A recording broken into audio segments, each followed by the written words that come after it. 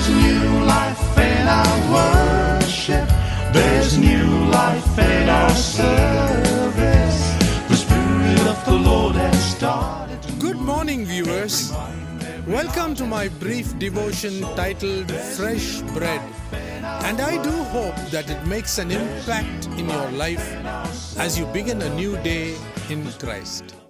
The story of Ruth in the Old Testament has in it hidden a very important truth. We learn from Ruth's life that God was not only for the Jewish people, but always had even the Gentiles in his mind right from the beginning of creation.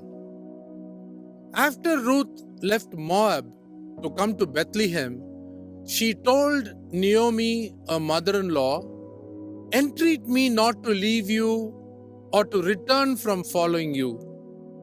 For where you go, I will go, and where you lodge, I will lodge.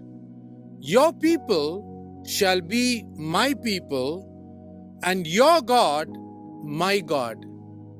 Read Ruth chapter 1, verse 16. Now, since Ruth had made up her mind to stay with Naomi, she needed to be redeemed by the closest kin to be accepted in the line of Elimelech. There were three criteria that were presented to anyone willing to redeem the Moabitess woman Ruth into the fold of Israel. First criteria: the Redeemer should be from the same tribe of Elimelech. Secondly, he must have in him the ability or the willingness to redeem. Thirdly, he should have enough financial power to carry out the work of redemption. Though Boaz was a near kinsman, yet there was another kinsman nearer than him. Then Boaz said in Ruth chapter 3 verse 13 that if the nearest kinsman was not willing to redeem her by buying the land as well as to marry her, he, that is Boaz, a type of Christ, was willing to do it. Since the requirement of redemption required one of the kinsmen to redeem the land as well as marry Ruth, the first nearest kinsman volunteered to drop out of the redemption deal.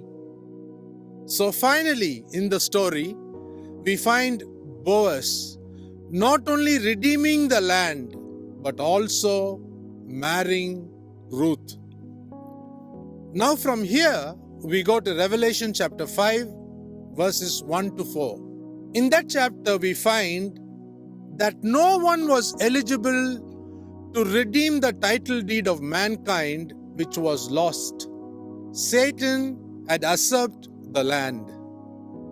Jesus Christ not only redeemed this earth, he also willingly agreed to marry us, that is, make us the bride, by returning from his Father's home in heaven to take us there. Think about our wonderful Redeemer, our Lord and Savior, Jesus Christ. See you tomorrow, God willing. There's new